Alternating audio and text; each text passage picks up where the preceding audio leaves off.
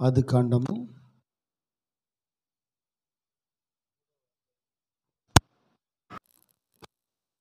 15, 16, 17, 18, 19, 20 వచనం వరకు. మరియు నీకును స్త్రీకిని నీ సంతానమునకును ఆమె సంతానమునకును వైరం కలుగు చేసేదను. అది నిన్ను దాని మడి మీద. ఆయన స్త్రీతో, నీ ప్రయాసమును నీ గర్భవేదనను నేను మిక్కిలి హెచ్చించదను. వేదనతో పిల్లల కందువు. నీ భర్త ఎడల నీకు వాంఛ కలుగును, అతడు నిన్ను ఏలిను. ఆయన ఆదాముతోను, నీవు నీ భార్య మాట విని తినవద్దని నేను మీకు ఆజ్ఞాపించిన వృక్ష ఫలమును తింటివి గనుక నీ నిమిత్తము నేల శపించబడినది. ప్రయాసముతోనే నీవు బ్రతుకు దినములన్నీ దాని పంట తిందు. అది ముండ్ల పొదలను గచ్చ పొదలను నీకు మొలిపించును. పొలములో నీ పంట తిందు. నీవు నేలకు తిరిగి చేరు వరకు నీ మొకట చెమట కార్చు ఆహారము తిందు. ఏల అనగా లేనలుండి నీవు తీయబడితివి. నీవు మన్నే గనుక తిరిగి మన్నైపోదువని చెప్పాను. ఆదాము తన భార్యకు అవ్వ అని పేరు పెట్టెను. ఏల అనగా ఆమె జీవము గల ప్రతి వానికి తల్లి. ప్రార్థన చేసుకుందాం. పరిశుద్ధుడ దేవందనాలు. మారిన మా తండ్రి, మార్పులేని దేవా స్తోత్రములు. చదవబడిన వాక్యాన్ని దీవించండి, చదువుని బిడ్డలను ఆశీర్వదించండి. ఈ రాత్రి నా నోటిని మీ బోరుగా వాడుకోండి. మానవ సభను మరుగు చేయండి. మానవాలోచన మరుగు చేసి రాయబడిన వాక్యము క్రింద దాచబడిన మర్మం ఉంటుంది. దేవా, నిశ్చయంగా దాచబడిన మర్మంలో నుంచి నీ బిడ్డలతో మీరు మాట్లాడమని స్తుతి ఘనత ప్రభావాలు నీకు చెల్లిస్తూ యేసుక్రీస్తు నామములు ప్రార్థన చేసి అడిగి వేడుకుంటున్నాం తండ్రి. ఆమెను. కూర్చుందామండి.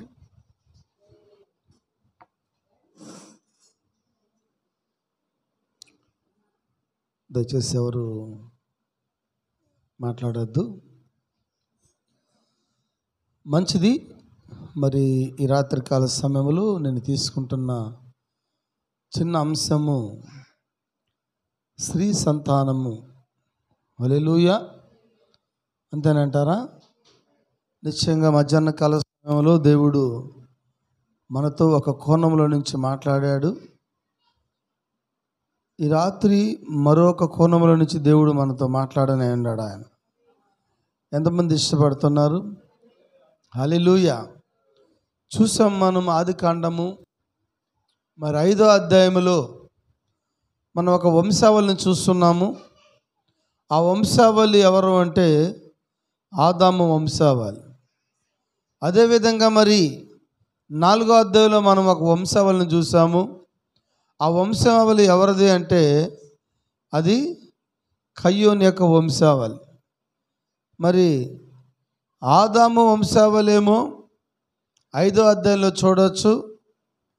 కయ్యోను వంశావళి ఏమో 4వ అధ్యాయంలో చూడవచ్చు. మరి ఇక్కడ 2 వంశావళులు కనిపిస్తూ ఉన్నాయి. మరి దేవుడు, ఆయన దేవుడైతే దెయ్యము అది దెయ్యమైనది. దేవుడు పరలోకము అయితే వాడిది పాతాళ లోకమైనది. దేవుడు చిన్నమంద భయపడకుడి అని ఆయన చెబితే పరమగీతాల్లో జతగాళ్ళ మంద గురించి బైబిల్ మాట్లాడుతూ ఉంది. ఆయన గోధుమలను చెబితే అపవాది గురుగులు అంటుంది. హల్లెలూయా. మరి అలాగనే ఆయన మంచి విత్తనాల గురించి మాట్లాడుతున్నాడు. మరి రాజ సంబంధులు అయితే అపవాది సంబంధులు ఎలాంటి వాళ్ళు దుష్టుని సంబంధులు. దేవుడు తండ్రి తండ్రి తండ్రి తండ్రి అని కొన్ని వందల వేల సార్లు అన్నాడు. అందుకని లోకమంతా కూడా ఆయన తండ్రి ఉన్నాడు అంటున్నారు. మంచిది. అయినప్పటికీ అపవాది కూడా తండ్రి అయి ఉన్నాడు. ఎందుకంటే వాడు కూడా తండ్రి పాత్ర తీసుకున్నాడు, వాడు కూడా తండ్రి అయి ఉన్నాడు. దేవుడు కుమారుడు అంటే అపవాది కూడా కుమారుడు అయి ఉన్నాడు. దేవుడు పరిశుద్ధాత్మ అయితే అపవాది కూడా ఆత్మ అయి ఉన్నాడు. ఏ ఆత్మ? దురాత్మ. అందుకని ఎక్కడ కూడా వాడు దేవుడి విషయంలో తీసిపోలేదు సార్. వింటున్నారా? ఓయ్, ఎక్కడ కూడా వాడు దేవుడి విషయంలో తీసిపోలేదు. ఎందుకంటే అంత ఈక్వల్గానే వస్తూ ఉన్నాడు. అవునంటారా? ఒకటే దేవునికి దెయ్యానికి ఉన్న తేడా ఏంటి అంటే, దేవుడు సృష్టించగలడు, అపవాది సృష్టించలేడు. దెయ్యం అంటే ఏదో ఉఫ్ అంటే పోయేవాడు అనుకుంటున్నారా మీరు? సాతానుడు అంటే ఉఫ్ అంటే వెళ్ళిపోయేవాడు. వింటున్నారా? వాడు తుఫానును కూడా తీసుకురాగలడు. యేసు ప్రభు ఆ యొక్క ధోనిలో ప్రయాణం చేస్తున్నప్పుడు సముద్రం మీద తుఫాన్ రేపాడా? హల్లెలూయా. అవునంటారా? తుఫాన్ రేపాడా అంటే వర్షాన్ని తీసుకొచ్చాడా? మరి వాడే శక్తి లేనట్టు అనుకోబాకండి. అయితే ఎనీయావ్ ఏది ఏమైనప్పటికీ దేవుని యొక్క కుమారుల్ని కుమార్తెల్ని తాకాలి అంటే వాడికి ముందు పర్మిషన్ కావాలా. ఎవరు పర్మిషన్ కావాలా? దేవుడు పర్మిషన్ కావాలా. దేవుడి దగ్గరికి వెళ్ళి పర్మిషన్ తీసుకొని, ఇదిగో నీ కుమారుని నేను శోధించాలనుకుంటున్నాను, నీ కుమారుని నేను బాధ పెట్టాలనుకుంటున్నాను, నీ కుమార్తెను నేను హింసించాలనుకుంటున్నాను అని నిన్ను ఏది చేయాలన్నా మొదట వాడికి దేవుని యొక్క పర్మిషన్ కావాలా. ఎంతమంది నమ్ముతున్నారు? హల్లెలూయా. అందుకని వాడు నీ దగ్గరికి ఎంత మాత్రమన కూడా రాలేడు.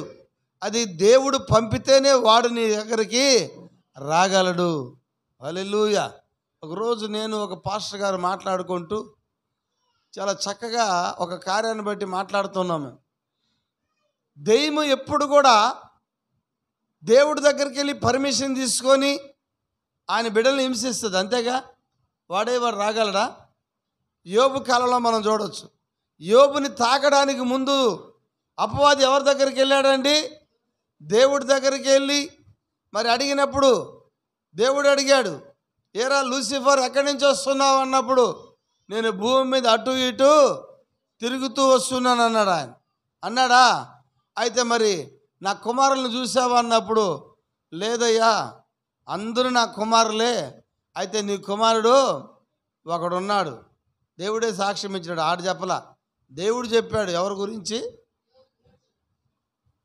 వాడు చెప్పలా. దేవుడు యోబు గురించి చెప్పాడంటే ఈ రాత్రి నీ గురించి కూడా చెప్పాలా ఆయన.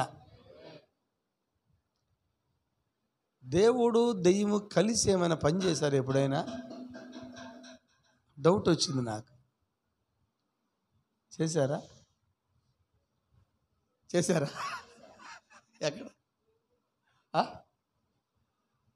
ఎక్కడ నిజంగా దేవుడు పని చేయమంటే మనకి ఎంత సంతోషము. సంతోషమేనా? సంతోషమా బాధ? మీకు చాలా పనులు ఇస్తున్నాడు ఆయన. చాలామంది బాధపడతా చేస్తారు. అదే దేవుడు దెయ్యాన్ని కానీ చెబితే, రే దెయ్యమా పనుంది చేస్తావా అంటే ఏమంటాడు వాడు? ఎన్ని గంటలకు రమ్మంటాడు? ఇప్పుడు అంటాడు వాడు. మనం ఏదైనా పని చేయాలంటే ఎన్ని గంటలకు రమ్మంటావు పాస్టర్ గారు? ఎప్పుడు రమ్మంటావు పాస్టర్ గారు? ఏం పని చేయాలి పాస్టర్ గారు? పనిలో ఎంత పని ఉంటుంది పాస్టర్ గారు? ఎన్ని రోజులు ఉంటుంది పాస్టర్ గారు? అవునా? పనిలో ఏమైనా నాణ్యత ఉంటుందా? అవన్నీ మనం అడుగుతాం. అపవాద అవన్నీ అడగడు, నువ్వు పని ఇస్తే చాలు. అవునా?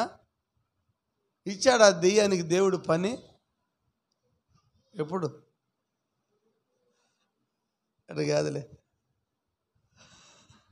అహాబు రాజుని చంపడానికి ప్రైజ్ లార్డ్, హల్లెలూయా, వచ్చిందా? అసలు వాడికి ఎంత సంతోషమో తెలుసా? భూమి మీద ఒక మీటింగ్ జరుగుతూ ఉంది. ఎవరు? అహాబు రాజు యెహోషాపాతు ఇద్దరు కలిసి రామోతు గిలాదోల మీదకి యుద్ధానికి పోవాలనుకున్నప్పుడు, విచారణ చేసేటప్పుడు మరి వాళ్ళు పోదుమా పోకుందామా అని ప్రశ్నలు వేసుకుంటున్నప్పుడు హల్లెలూయా భూమి మీద ఒక సభ జరుగుతూ ఉంటే పరలోకంలో ఒక సభ జరుగుతూ ఉందంట. దేవుడు సింహాసనం మీద కూర్చొని ఆయన కెరూబులను పెట్టి ఆయన కెరూబులతో మాట్లాడుతున్నాడు. ఆయన భూమి మీద ఒకడిని చంపాలా, ఎవరు పోతారు అన్నప్పుడు ఒక దూత వచ్చి నేను పోతానన్నాను. ఏ విధంగా ప్రేరేపించి చంపుదామంటే ఈ విధముగాను ఆ విధముగాను అంటుంటే దేవుడు అంత సాటిస్ఫాక్షన్ కాల. ఇది దూతలు చెబితే ఆయనకి అంత సంతోషం లేదు. అయితే అందులో ఒక అపవిత్రాత్మ ఆయన ఎదురుగా నిలిచి నేను పోతాను ప్రభువా అనిందట. నువ్వు పోకూడదు, నేను నా కుమారుల కాడ చేయించుకుంటాను అన్నాడు ఆయన. సరే ఆయన ఏమంటున్నాడు, రేపు పోతావా, ఏ విధంగా వాళ్ళని చంపుదామంటే ఆయన అంటున్నాడు, వారి నోట్లలో నుండి అబద్ధములాడు ఆత్మగా ఉంటాను అని చెప్పినప్పుడు వెళ్ళి రా అన్నాడా పొమ్మన్నాడా?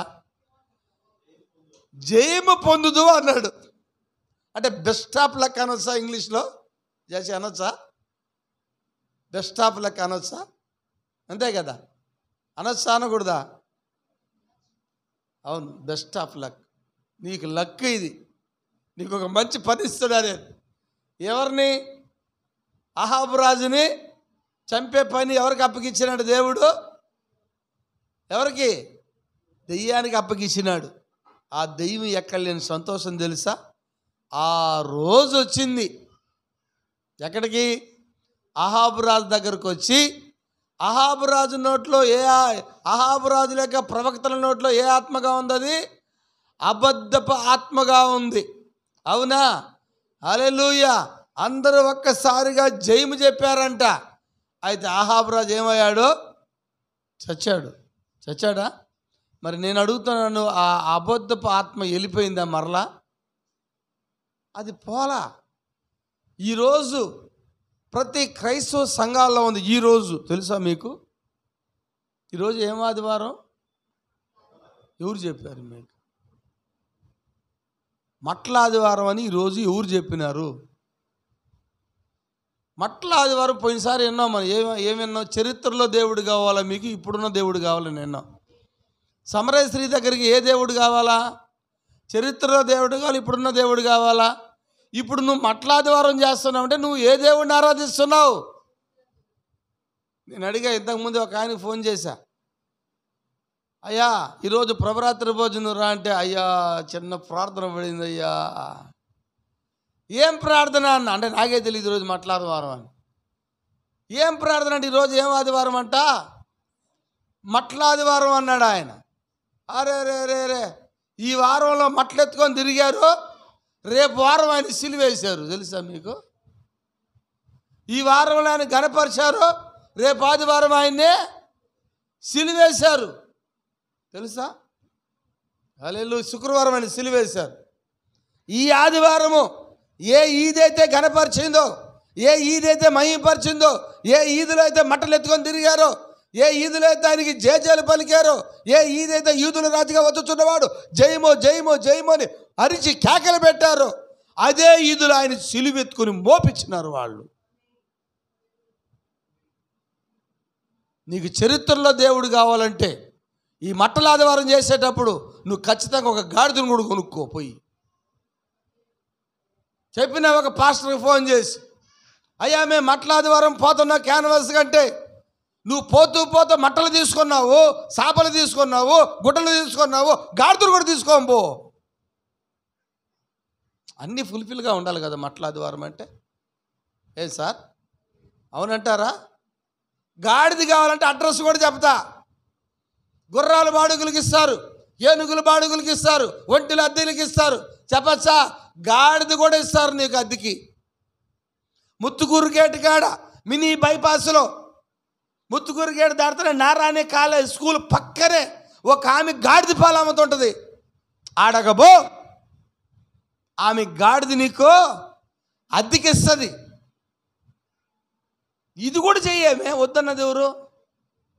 నేను అనుకున్నా ఇది నేను అడిగాను కాబట్టి వచ్చే సంవత్సరం ఖచ్చితంగా చేస్తారు వాళ్ళు. మట్టలాది వాళ్ళు మట్టలన్నీ ఉండి గాడిద లేకపోతే ఏం బాగుంటుంది? గాడిద కూడా ఉంటే బాగుంటుంది. పాస్టరే ఎక్కాలి గాడిద. అప్పుడు గాడిద ఎక్కడం మళ్ళా. హల్లెలూయా. అవునంటారా? ఆ మట్టల ఆదివారంలో దేవుడు ఉన్నాడేమో కానీ ఈరోజు మట్టల ఆదివారంలో దేవుడు లేడు. ఇది నిజమిది. నువ్వు నమ్మినా నమ్మకపోయినా, నువ్వు విన్నా వినకపోయినా, నువ్వు అంగీకరించినా అంగీకరించకపోయినా, ఈరోజు మట్టల ఆదివారంలో దేవుడు లేనే లేడు. ఎందుకంటే ఆయన చరిత్రలో దేవుడు కాదు ఆయన. హల్లెలూయా. 2000 సంవత్సరాలతో ఆయన ఉన్నాడు అంటే, ఆ గాడిద మీద ఎక్కుతూ వెళ్ళాడంటే ఈరోజు ఆయన ఉండాలా? ఉన్నాడా? ఈరోజు ఎక్కమన్నాడు ఆయన? ఈరోజు ఎందుకు ఎక్కుతున్నాడు నువ్వు గాడిద మీదకి? ఎక్కుతారు, ఎక్కేవాళ్ళు కూడా ఉన్నారు. వేషాలు వేసుకొని గాడిదలు ఎక్కి సిలువ వేషం వేయడం లేదా? మరియమ్మ వేషం వేయడం లేదా? పశువులపాక వేషం వేయడం లేదా? ఏసేపు మరియమ్మల వేషం వేయడం లేదా? బాలయేసు వేషం వేయడం లేదా? మరి మట్టల ద్వారా మట్టలేషం వేసి ఏం వేషాలు వేస్తారు? దేవుడు ఏ విధంగా చేసి పెట్టారు ఈరోజు ప్రజలు? కదిలే దేవుడు కావాలి సార్ మనకి. ఆచరణలో ఉన్న దేవుడు కాదు, సిద్ధాంతాలు ఉన్న దేవుడు కాదు మనకు కావాల్సింది. మనకి నడిచే దేవుడు కావాలా? హల్లెలూయా. మన మధ్యలో ఉన్న దేవుడు కావాలా? వర్తమానంలో ఉన్న వాళ్ళు చెప్తున్నాను, ప్రవక్త కాలంలో మేఘం తల మీదకి వచ్చింది. ఈరోజు మేఘం నీ హృదయంలో ఉండాలా? అవునంటారా? ఎందుకు మనం నడిపించేదే మేఘస్తంభం, అగ్నిస్తంభము. హల్లెలూయా. చూద్దాం మరి ఈ మధ్యాహ్న కాల సమయంలో మనం మాట్లాడిన అంశంలో నుంచి చూద్దాం. హల్లెలూయా. చూడండి, మరి ఇక్కడ 4వ అధ్యాయములేమో ఒక సంతానం వస్తుంది, 5వ అధ్యాయములేమో మరో సంతానం వస్తుంది. 4వ అధ్యాయంలో ఉన్న సంతానం ఎవరంటే కయ్యోను అయి ఉన్నాడు. 5వ అధ్యాయంలో వస్తున్న సంతానము ఆదాము అయి ఉన్నాడు. 4వ అధ్యాయంలో ఒక వంశావళి కనిపిస్తుంది, 5వ అధ్యాయంలో మరో వంశావళి కనిపిస్తుంది. 5వ అధ్యాయంలో ఉన్న వంశావళి ఎవరు కనిపిస్తారమ్మా? ఆదాము కనిపిస్తాడు.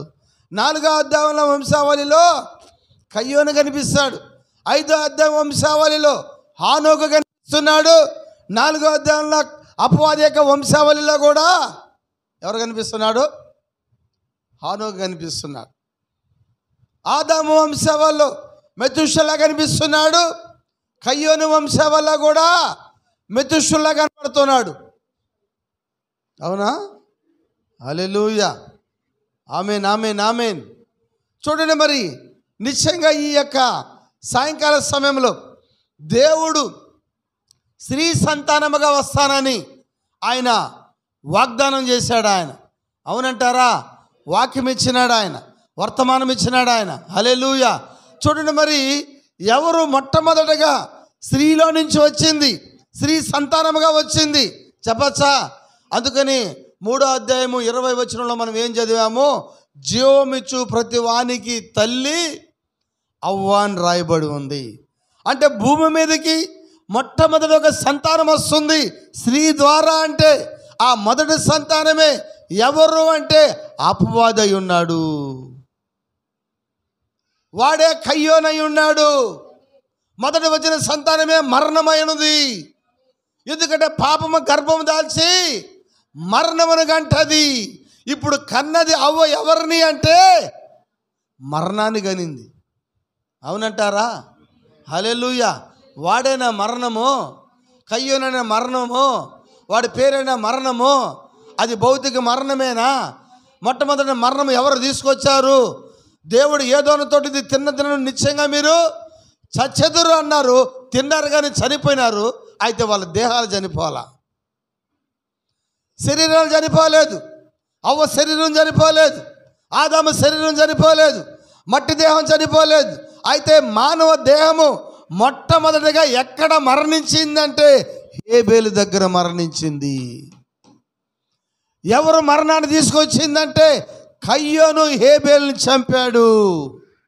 నేను మరణాన్ని రుజువుపరిచినాడు వాడు, అక్కడ మరణం ఎలా ఉంటుందో చూపించాడు వాడు అక్కడ. హల్లెలూయా. వింటున్నారా? మనుషుల్లో మొట్టమొదటగా చనిపోయిన వ్యక్తి ఎవరండి? హేబేలు. చంపిన వ్యక్తి ఎవరండి? కయ్యోను. మొదటగా స్త్రీ ద్వారా వచ్చిన వ్యక్తి ఎవరండి? కయ్యోను. అందుకని భూమి మీద స్త్రీ ద్వారా వచ్చిన వ్యక్తి ఎవరున్నారంటే అతను కయ్యోను అయి ఉన్నాడు. హల్లెలూయా. అందుకని ఇందాక పాస్టర్తో మాట్లాడుతూ చెప్పా, స్త్రీ సంతానం ఎవరు అని అడిగా. యేసుక్రీస్తయ్యా అన్నారు. అవునే, అవునంటారా? అపవాది కూడా ఈక్వల్గా వస్తున్నాడని విన్నామా? విన్నామా?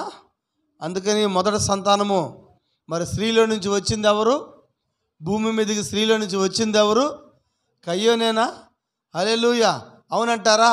ఈ కయ్యోను ఎవరి ద్వారా వచ్చాడు? వాడు స్త్రీ ద్వారా వచ్చాడు. అంటే పంటికి పన్ను, కంటికి కన్ను, కత్తి పట్టుకున్నవాడు కత్తితోనే మరణిస్తాడని దేవుడు చెప్పాడు. అవునంటారా?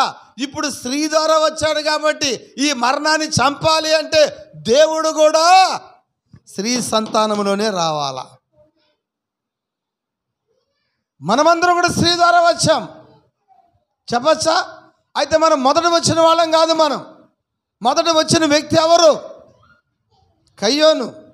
స్త్రీ ద్వారా వచ్చాడు. అసలు మానవుడు రావాల్సిన విధానం ఎట్లాంటిది? స్త్రీ ద్వారా రాకూడదు. ఎలా రావాలంటే పలకబడిన మాటయే మూల విత్తనం.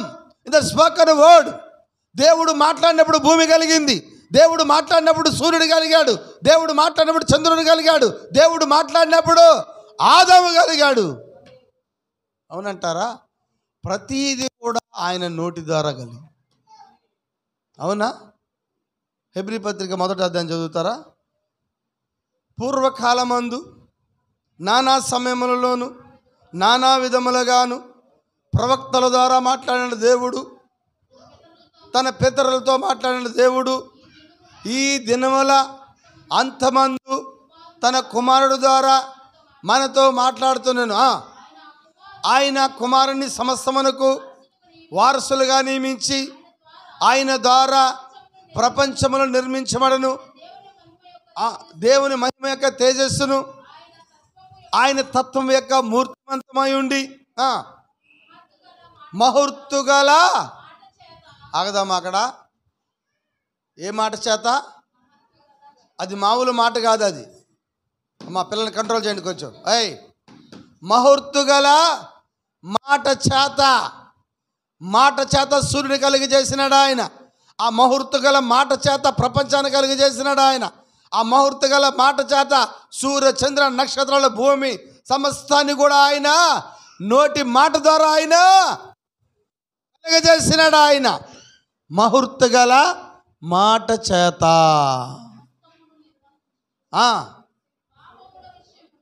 పాపముల విషయములో శుద్ధీకరణము తానే పొంది చేసి దేవదూతల కంటే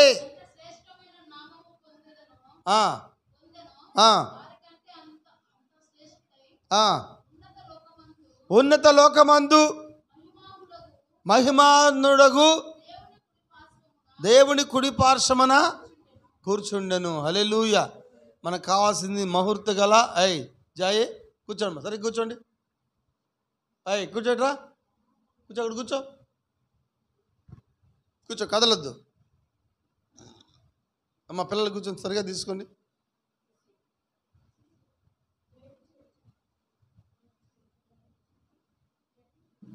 మా ఇక్కడ ముందుకు రా, కూర్చో, అక్కడ కూర్చో.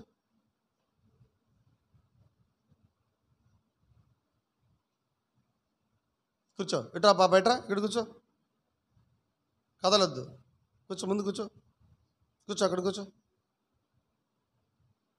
కథలో వాక్యం జరుగుతుంది. అటు ఇటు చూడొద్దు. మా ఇటే చూడండి, నా వైపు చూడండి. పాప ఇటు చూడు. స్కూల్లో అలాగే కూర్చుంటావు నువ్వు. మీ స్కూల్ ఎవరు? మీ టీచరు. నేను వస్తా, రేపు మాట్లాడతా. నువ్వు అట్లా కూర్చుంటావు స్కూల్లో? కూర్చొని అల్లరి చేస్తారా స్కూల్లో? ఇక్కడ ఎందుకు అల్లరి చేస్తున్నారు? మిమ్మల్ని అడిగేవాళ్ళు లేరనా? ఇక్కడ కూడా బెత్తాలు ఉన్నాయి. మీ అయ్యోర్లు స్కూల్లో కొడితే గవర్నమెంట్ ఒప్పుకోదు.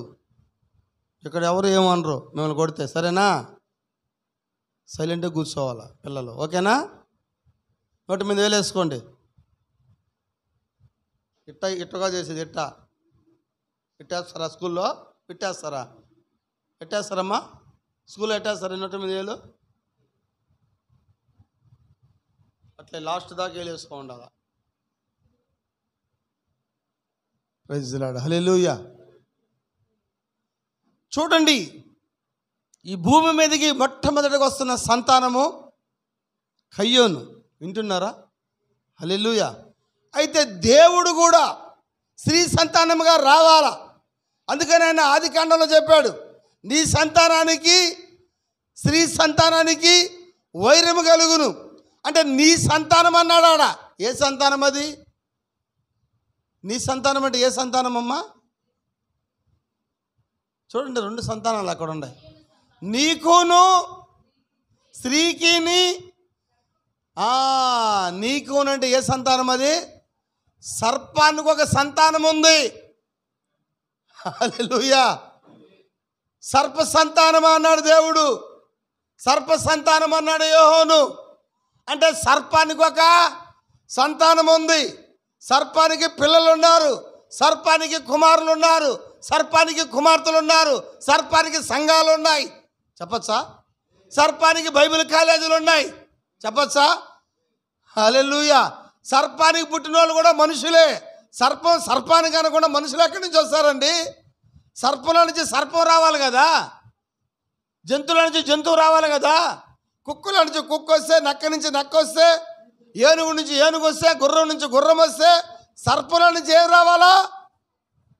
సర్పమే రావాలా. ఏమో రైట్ సార్? మరి సర్పంలో నుంచి మనుషులు ఎలా వస్తాడు? రావచ్చా? పోనీ మనుషుల నుంచి సర్పం వస్తాయా? ఇటైనా రండి మాట్లాడదాం. మనుషుల్లో నుంచి సర్పం రానప్పుడు సర్పంలో నుంచి మనుషులు ఎలా వస్తారు? సర్పం అంటే మొదట పాము అన్న సంగతి నువ్వు మర్చిపోవాలా. సర్పం అంటే ఆదికాండం ఏం చెప్తుంది?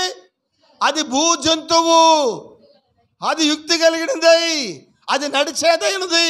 అందుకని దీనికి సంతానం ఉందంట. చెప్పచ్చా? హల్లెలూయా. ఎందుకంటే హెస్కేలు గ్రంథంలో చెబుతుంది, సాతాను యొక్క ఏదోనులో నీ ఉంటివి, గోమేధకము, మకరందము, సూర్యరాశి, నీలరాశి. చెప్పారా? బంగారుతోనూ రత్నములతోనూ ముత్యములతోనూ నువ్వు అలంకరించబడినవి, ప్రధాన కేరాబుగా ఉంటివి. నీ హృదయమందు పాపము కనబడినంత వరకు నీవు యథార్థముగా ఉంటివి. అవునా? ఎవరి గురించి ఇది?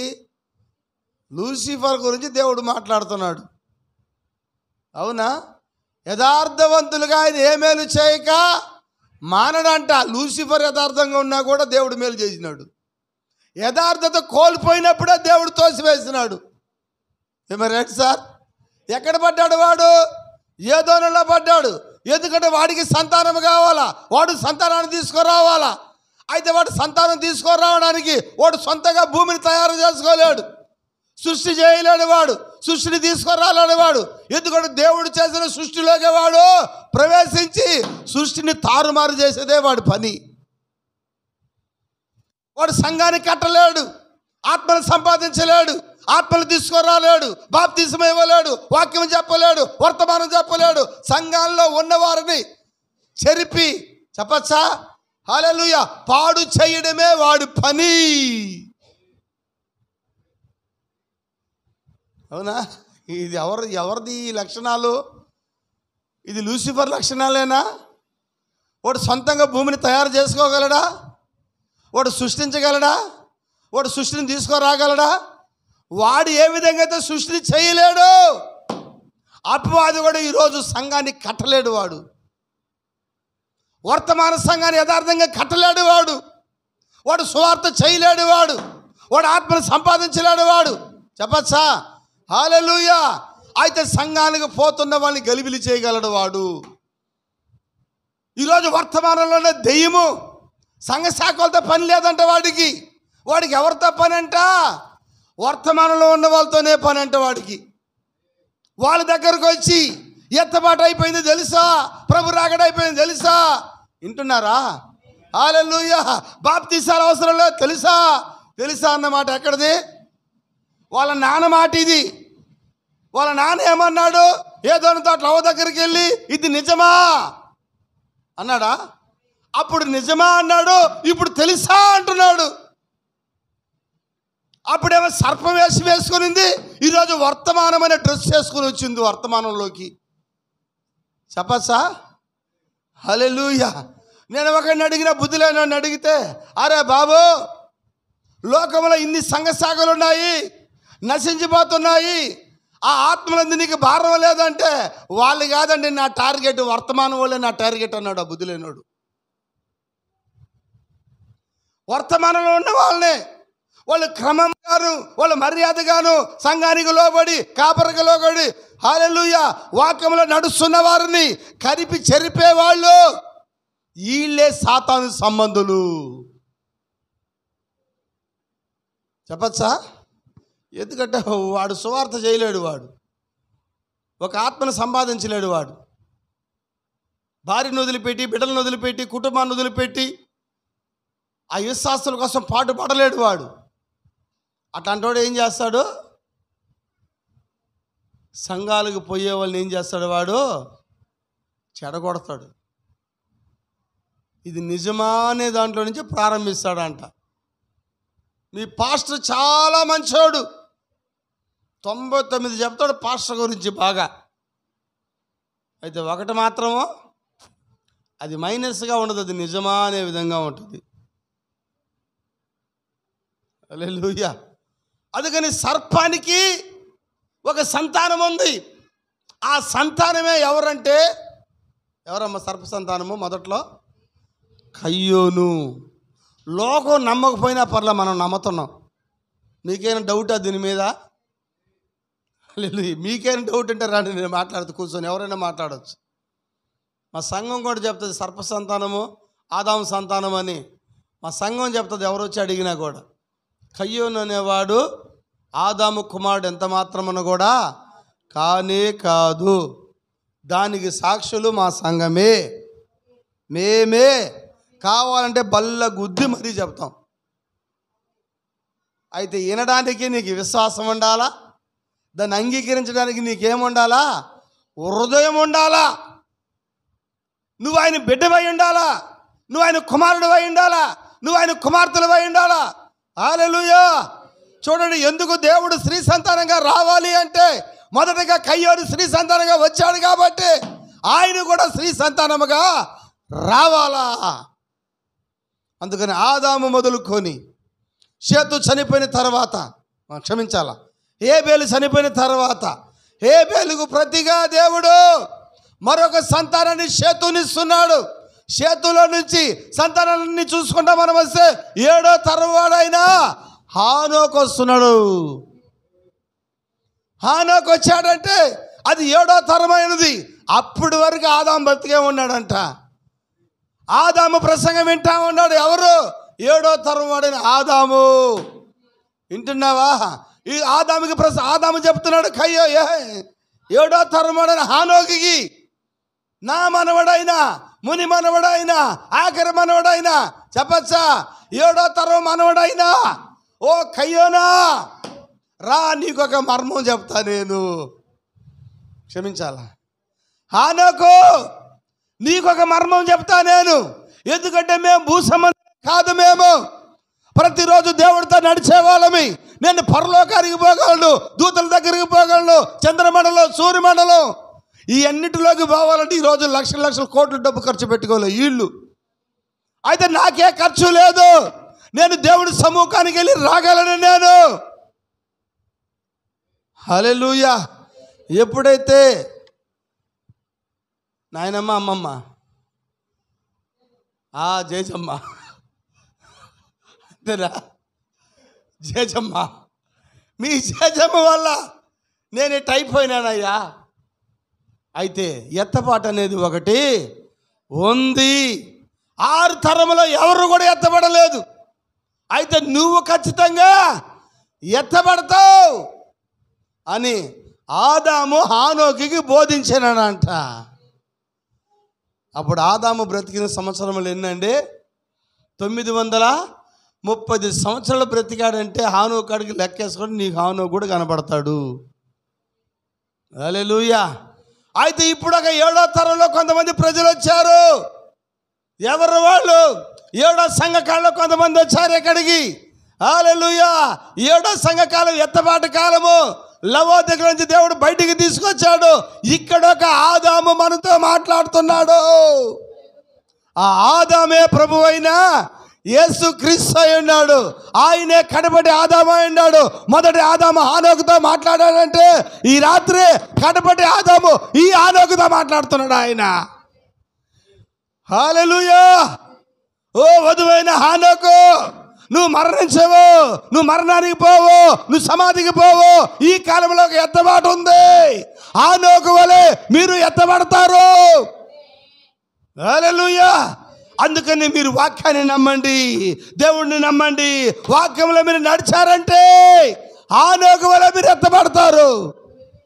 దేవునికి స్తోత్రం కలుగును గాక. హల్లెలూయా. ఎందుకు దేవుడు స్త్రీ సంతానంగా రావాలి అంటే కయ్యోను స్త్రీ నుంచి వచ్చాడు కాబట్టి. కయ్యోను స్త్రీ నుంచి వచ్చాడు. స్త్రీ నుంచి మరణం వచ్చింది. ఏమే రైట్? అయితే ఏ స్త్రీ నుంచి మరణం వచ్చిందో ఆ మరణాన్ని తీసుకొచ్చింది ఎవరంటే కయ్యోను. అవునా? ఇప్పుడు స్త్రీ ద్వారా కయ్యోను జన్మించాడు కాబట్టి ఈ ఆది కాండములో ఆదాము వంశావళి మనం చూసామంటే హానోకు వరకు ఒక్క స్త్రీని కూడా మనం చూడలేం. మొదట ఆ స్త్రీ కనిన దగ్గర నుంచి ఇక ఎక్కడ కూడా మనకు స్త్రీని కనిపించరు. కనిపిస్తారా? కనిపిస్తారా అండి? కనిపిస్తారా ఏ స్త్రీ అయినా? హల్లెలూయా. ఎవరో కనిపించరు. అయితే ఈ యొక్క ప్రైజ్ ది లార్డ్. హల్లెలూయా. దేవునికి స్తోత్రం కలుగును గాక. ఆది కాండము నుంచి చూద్దాం ఒకసారి మనం.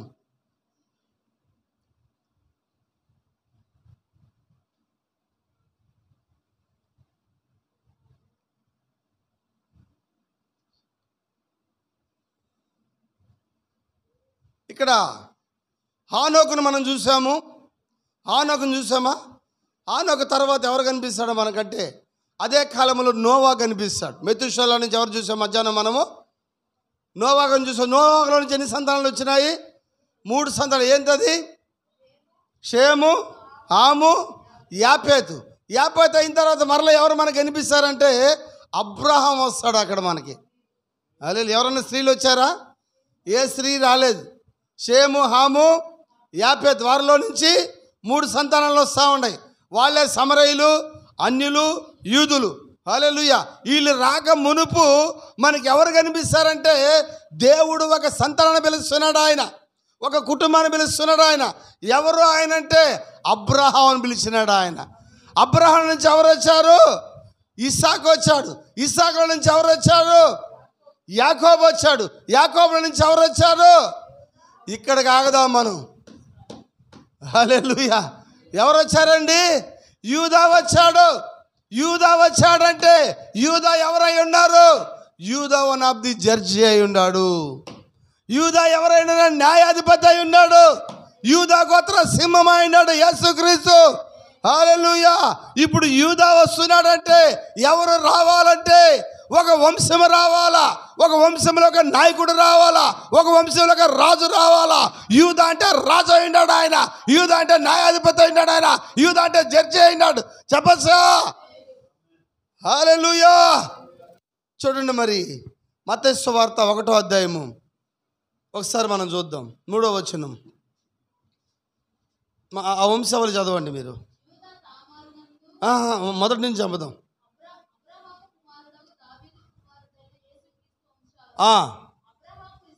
అబ్రహాం ఎవరిని కన్నాడండి? ఇస్సాకును కనిను. ఇస్సాకు యాకోబును కనిను. యాకోబు యూదాను అతని అన్నదమ్ములు కలిను.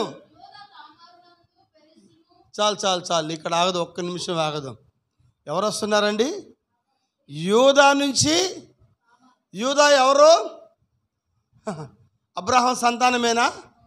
అబ్రహాం సంతానమేనా? ఈ అబ్రహాం ఎక్కడి నుంచి వస్తున్నాడు? నోవాకు సంతానం వస్తున్నాడా? జలప్రలయం తర్వాత నోవాకు వస్తున్నాడు. నోవాకు ఎవరు? హానోకు ఉన్నాడా? అక్కడి నుంచి మనం ఎవరిని చూసాము? ఇంత ఆదాము దగ్గరికి వెళ్ళామా?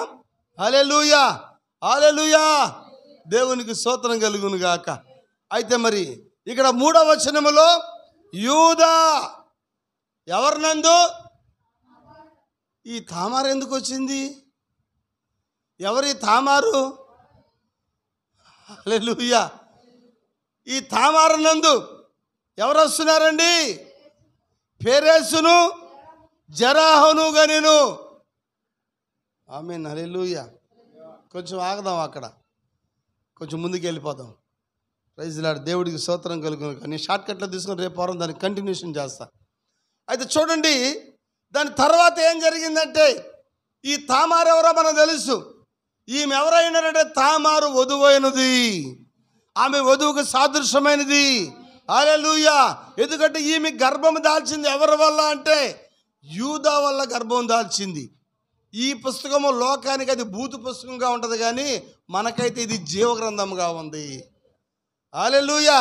ఎందుకంటే ఆ యూదా సంతానాన్ని తీసుకురావాలని యూదాకి అభిలాష లేకుండా ఉండొచ్చేమో, కానీ అక్కడ తామారుకి అభిలాష ఉంది. తామారు యూదా గోత్రాన్ని నిలబెట్టాలని, యూదా గోత్రం తీసుకురావాలని, యూదా గోత్రంలో వంశోత్తరాన్ని నిలబెట్టాలని. హల్లెలూయా.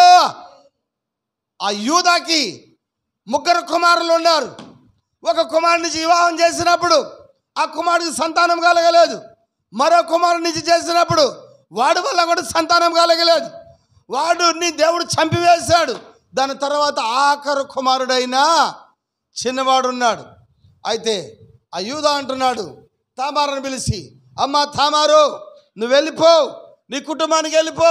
ఎందుకంటే నాకిన్న 2 కుమారులు నేను పోగొట్టున్నాడు. ఒకడున్నాడు ఆఖరివాడు, ఈయన కూడా నేను పోగొట్టుకోలేను అని మనసులో అనుకొని వీడు పెరిగి పెద్దవాడైన తర్వాత నీకు నేను కబురు పంపిస్తాను, నువ్వు రమ్మన్నప్పుడు ఆమె వాళ్ళ అమ్మని ఇంటికి వెళ్ళిపోయిన తర్వాత, మరి కొంతకాలం అయిన తర్వాత యూదాకి భార్య చనిపోయినప్పుడు, యూదా మార్గంలో పోతున్నప్పుడు తామారు అక్కడ ముసుగు వేసుకొని వేశ్యలు పోయే మార్గం అని రాయబడి ఉంది. వేశ్యలు పోయే మార్గంలో ముసుగు వేసుకొని కూర్చున్నప్పుడు ఆ యొక్క యూదామని అడుగుతున్నాడు.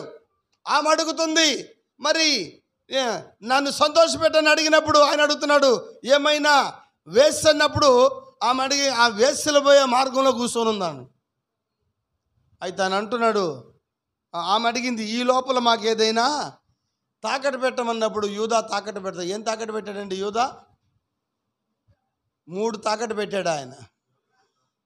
1 కర్ర తాకట్టు పెట్టాడు, 2 వస్త్రము తాకట్టు పెట్టాడు, 3 ఉంగరము తాకట్టు పెట్టాడు. 3 తాకట్టు పెట్టాడు ఆయన. అయితే గొర్రెపిల్లని తెమ్మంటే అవన్నీ గొర్రెపిల్ల మందలో ఉన్నాయి పంపిస్తాను అన్నప్పుడు, లేదు లేదు నువ్వు మందలో వచ్చిన తర్వాత ముందు ఏం చేయాలా, ఈ లోపల ఏదో ఒకటి నాకు తాకట్టు పెట్టమని చెప్పిన తర్వాత ఆ 3 తాకట్టు పెట్టిన తర్వాత ఆమెతో యూదా పోయిన తర్వాత ఆమె ఇంటికి వెళ్ళిపోయింది. ఆయన కూడా యూదా ఇంటికి వెళ్ళిపోయి పని వాళ్ళు కొంతమందిని పిలిచి, ఇదిగో ఈ యొక్క గొర్రెపిల్లని తీసుకొని వెళ్ళి ఆ వేశ్యలు పోయే మార్గంలో ఒక స్త్రీ ఉంటుంది, ఆమెకి ఇచ్చి నా వస్తువులు తీసుకురమ్మన్నప్పుడు ఆ పనివారు వెళ్ళినప్పుడు అక్కడ ఏమని రాయబడి ఉందంటే అది అసలు వేశ్యలు పోయే మార్గమే కాదంట. అక్కడ ఏ వేశ్య లేదు. ఈరోజు సంఘ శాఖల్లో వేశ్యలు ఉన్నారు. ఎందుకంటే మహావేశ్య సంతానం భూమి మీద ఉంది ఈరోజు. ఎవరి మహావేశ్య? ప్రకటన గ్రంథం 17వ అధ్యాయంలో మహావేశ్య బబులోను. అవునా? అందులో నుంచి వచ్చిన సంస్థలన్నీ కూడా ఆ వేశ్య పిల్లలే. బైబిల్ చెప్తుంది ప్రకటన గ్రంథం 17వ అధ్యాయంలో చెప్తుందా, 7 సంఘాల చివరి ఒక సంఘం చెప్తుంది తుయతైరా సంఘము. చెప్పచ్చా? ఆ తుయతైరా సంఘం ఒకసారి చూద్దాం మనం. ప్రకటన గ్రంథం 3వ అధ్యాయంలో కనిపిస్తుంది తుయతైరాలో ఉన్న సంఘం. ఆ సంఘ కాలాలు కూడా రౌండ్ చేసి పెట్టుకోండి మీరు బైబిల్. సాదీసు 1, 2, 3 అన్ని సంఘాలన్నీ రౌండ్ చేసి పెట్టుకోవాలి మీరు. తుయతైరా, ఎపిసి, సుర్నేయ, పెర్గేయ, తుయతైర, సాదీస్, ఫిలదెల్ఫియ, లవోదికియా, తుయతైరా సంఘము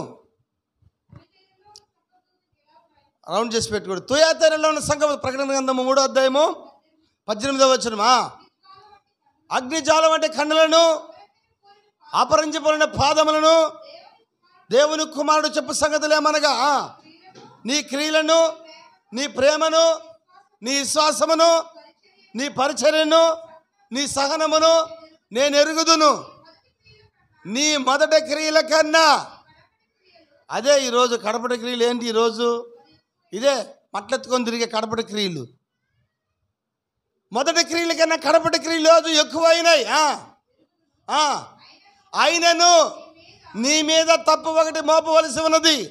అది ఏమనగా, తాను ప్రవక్త నేను చెప్పుకొనుచున్నా ఎక్కడో రాజుల గ్రంథంలో ఉన్న యెజబెలు స్త్రీని నువ్వు వండనిచ్చుచున్నావు.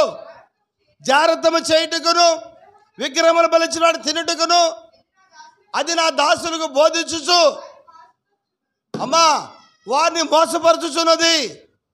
ఇంకా మారు మనసు పొందుటకు నేను ఆమెకా దానికా అంటే దేవుడు ఆమె అనలా, ఆ అమ్మాయి అనలా, దాన్ని అంటున్న సంఘాన్ని పేరు పెట్టి కూడా రెస్పెక్ట్ ఇవ్వడం దేవుడు. దానిని సమయం ఇచ్చితేనే కానీ దానికి అది తన జాగ్రత్తను విడిచిపెట్టుకోలేదు, మారు మనసు పొందలేదు. ఇదిగో నేను దానిని మంచం పట్టించి దానితో కూడా వ్యభిచరించు వారిని దాని క్రియల విషయమై మారు మనసు పొందితేనే సరి. ఇంకా ఈ మాట కోసం నేను చదివింది, దాని పిల్లలని నిశ్చయముగా, అది ఎవరు, దాని పిల్లలు ఎవరు, అది ఎవరు? అది బబులోను, అది రోమన్ క్యాథలిక్. దాని పిల్లలు ఎవరు? దాంట్లో పుట్టిన ప్రొటెస్టెంట్స్, దాంట్లో పుట్టిన లూథరన్స్, దాంట్లో పుట్టిన బాప్టిస్టు. అది తల్లి అయితే దానికి పుట్టిన సంఘాలన్నీ కూడా తన బిడ్డలై ఉన్నాయి. ఈరోజు నీవు ఆ మహావేశ పిల్లగా నువ్వు ఉండకూడదని అపోస్తలుల బోధలకు రమ్మని పిలుస్తున్నాడు ఆయన నిన్ను. చెప్పచ్చా? ఇప్పుడు ఎవరిని చంపుతాడంటది ఆయన దాని పిల్లలను చంపుతాడంట. ఈ ఆదివారం రోజు ఈదుల్లో మట్లెత్తుకొని తిరుగుతున్న దాని పిల్లలారా, మిమ్మల్ని చంపుతాడు దేవుడు. నువ్వెవరు పిల్లవాడివి ఈరోజు, ఎవరు కుమార్తెవి ఈరోజు, ఎవరు కుమారుడివి ఈరోజు? దాని పిల్లలు. దేని పిల్లలు? మహావేశ పిల్లలు. ప్రకటన 17వ అధ్యాయంలో దాని పిల్లగానే ఉండకూడదు. తెలుసా? రోమన్ క్యాథలిక్ సిద్ధాంతం ఈరోజు సంఘాలు చేస్తుండేది. వీళ్ళు అంటారు ఆ రోమన్ క్యాథలిక్ మంచి సంఘము కాదు అని వీళ్ళు అంటారు, దానికి మాకు సంబంధం లేదని వీళ్ళు అంటారు. అయితే ఆ రోమన్ క్యాథలిక్ సంఘం అంటుంది, నువ్వు ఏడైనా తిరుగు, నువ్వు నా బిడ్డవే అంటుంది రోమన్ క్యాథలిక్. వీళ్ళేమో మాకు రోమన్ క్యాథలిక్కి సంబంధం లేదు, మా ప్రార్థన వేరు, వాళ్ళ ప్రార్థనలో వేరు. ఒకటి చెప్పనా, కనీసం వాళ్ళకున్న సెన్స్ లేదు వీళ్ళకి. ఈరోజు రోమన్ క్యాథలిక్ ఏ పాస్టర్, ఏ పోపు కూడా స్త్రీని ప్రసంగించే అవకాశం ఇవ్వడు ఆయన. వాళ్ళు ఒకవేళ గుండులు కొట్టుకోవచ్చు, వాళ్ళు కడ్డీలు వెలిగియచ్చు, వాళ్ళు మైనపత్రం వెలిగియచ్చు, చెప్పచ్చా, వాళ్ళు విగ్రహారాధన చేయొచ్చు, ఇవన్నీ వాళ్ళు చేస్తూ ఉన్నారు. కానీ స్త్రీని బోధించే అవకాశం వాళ్ళు ఎవరు? వీళ్ళు. ఆ సంఘానికి పుట్టిన పిల్లలు వీళ్ళు. మేడం ఒక సంఘం చూసుకుంటుంది, నేను ఒక సంఘం చూసుకుంటా. పొద్దున అక్కడ వెళ్ళి ఆమె బోధించి వస్తుంది, సాయంకాలం నేను ఇక్కడ బోధిస్తా. క్యాథలిక్స్ అలా చేయరు సార్. హల్లెలూయా. ఇప్పుడు ఈయన స్త్రీ సంతానముగా రావాలి అంటే ఇక్కడ ఒక స్త్రీని తీసుకుంటున్నాడు ఆయన. ఎవరా స్త్రీ? తామారు. హల్లెలూయా. తర్వాత 3 నెలల తర్వాత ఆమెకు గర్భం వచ్చింది. ఇప్పుడు జడ్జిమెంట్ చేయాల్సిన ఆయన ఎవరు? న్యాయాధిపతి అయిన యూదా. ఓ న్యాయాధిపతి అయిన యూదా, సమాజంలో అందరికీ నువ్వు న్యాయం తీర్చేవాడివి, ప్రజలకి న్యాయం తీర్చేవాడివి. హల్లెలూయా. ఇప్పుడు సమస్య ఎక్కడ వచ్చిందంటే నీ కుటుంబంలోనే వచ్చింది. వచ్చిందా? హల్లెలూయా. నీ కుటుంబంలోనే సమస్య వచ్చింది. ఇప్పుడు న్యాయము నీ కుటుంబంలోకి వచ్చింది, నీవే న్యాయం తీర్చాలా. ఏంటి సమస్య? నీ కోడలు గర్భవతి అయింది, ఏం చేయాలా? ఇప్పుడు యూదా చెప్తున్నాడు, ఆమెని న్యాయపీఠానికి పిలవండి. అమ్మ ఉన్నారు అందరూ ఇక్కడే. ఆమెను ఎక్కడికి పిలవాలా? తీర్పుకి రమ్మని చెప్పండి, న్యాయస్థానానికి రమ్మని చెప్పండి, నా ముందు నిలబెట్టండి. హల్లెలూయా. న్యాయాధిపతి అయిన యూదా చెబుతున్నాడు.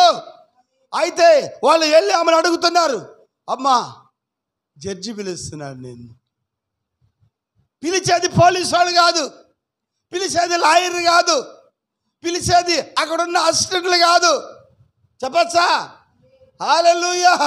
ఇదిగో ఆర్డర్ ఆర్డర్ ఆర్డర్ అని కొట్టే న్యాయాధిపతి పిలుస్తున్నాడు ఇప్పుడు న్యాయానికి. ఎవరిని? తామారుని పిలుస్తున్నాడు. ఇప్పుడు తామారు ఒక స్టేట్మెంట్ ఇచ్చింది, నేను రాను. చప్పట్లు కొడదు, గట్టిగా చప్పట్లు కొడదు, అందరూ గట్టిగా చప్పట్లు కొడదు. మీరు చప్పట్లు కొట్టకపోతే అసలు సంఘమే లేదు అనుకుంటారు, మీ సౌండ్లు విన రావడం వల్ల. అందుకని చప్పట్లు కొట్టడం మానేద్దామని చెప్పాను అనుకుంటున్నాను నేను. గట్టిగా కొట్టండి చప్పట్లు. గ్లోరీ. హల్లెలూయా. వింటున్నారా? ఆమె ఏమంటుంది? నేను తీర్పుకి రాను అంటుంది. ఎందుకు రానంటుంది ఆమె? ఈ గర్భం ఎవరి వల్ల వచ్చిందో అది నాకు తెలుసు. ఇదిగో ముందు ఈ వస్తువును గుర్తుపట్టమని చెప్తుంది ఆమె. ఈ ఉంగరం గుర్తుపెట్టమని చెప్తుంది, ఈ కర్రను గుర్తుపెట్టమని చెప్తుంది. హల్లెలూయా. ఈ వస్త్రాన్ని గుర్తుపెట్టమని చెప్తుంది ఆమె. ఎందుకంటే పెళ్లి కుమార్తెకి వస్త్రములు ఇవ్వబడింది, పెళ్లి కుమార్తెకి రాజదండన ఇవ్వబడింది, పెళ్లి కుమార్తెకి ఉంగరం ఇవ్వబడింది. Praise the lord. హల్లెలూయా. వధువుకు సాదృశ్యమైన వస్త్రములన్నీ కూడా ఆమెకి ఇవ్వబడ్డాయి. ప్రకటన 17:19 చెప్తుంది, గొర్రె పిల్ల వివాహమాస సమయము వచ్చి ఉన్నది, ఆయన భార్య తను తాను అలంకరించుకున్నది, ఆమెకి ప్రకాశమైన నిర్మలమైన వస్త్రములు ఆమెకి ఇవ్వబడును. ఆమె తీసుకున్నది ఆయన ఇచ్చాడా? తామారు తీసుకున్నది ఆయన ఇచ్చాడా? ఉంగరము. తప్పిపోయిన కుమారుడు తిరిగి వచ్చినప్పుడు ఏం చేశాడు ఆయన? కుమారుడి నుంచి ఆయన ఏం చేస్తున్నాడు? ఆయన భారీ స్థానం తీసుకుంటున్నాడు ఆయన. హల్లెలూయా. ఇంకా ఏమి ఇవ్వబడింది? ఏంటా కర్ర?